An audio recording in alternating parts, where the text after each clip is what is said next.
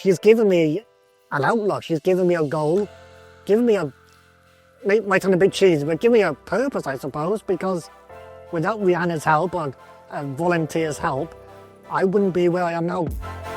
I've always loved sport. I wanted to do something outside of work, a little bit different, meet some new people, and now I feel like part of a new community. And yeah, I just love it.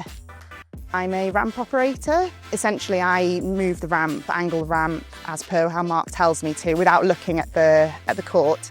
And then the different balls have different weights, so he tells me how high up the ramp to put it, move his pointer, and then he pushes the ball off, and I don't get to see any of it. I've always been a very competitive person, even in primary school and comp. I couldn't play football, but I used to go and coach the team, and I even sat in goal, believe it or not. Boccia came along about 7 or 8 years ago, and I instantly fell in love with it.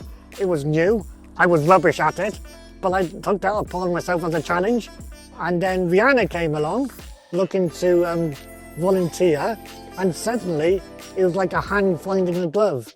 Suddenly I found someone who shared my competitiveness, wanted to be the best we could be, and the upward curve since then, the trajectory, has been amazing. I've won the Welsh Championship 3 of the last 4 years.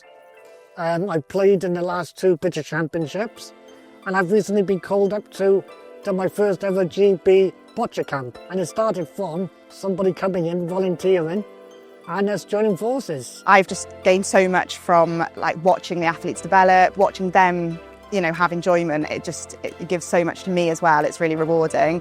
And I think just like a little bit of my time has made a difference to the athletes. You do have to work, but the reward at the end of the rainbow is so fulfilling to see the joy you give to people. There's lots of other people out there just waiting for volunteers, waiting for someone to give them the push, to give them the confidence to try to do what I do. So the more volunteers, the better.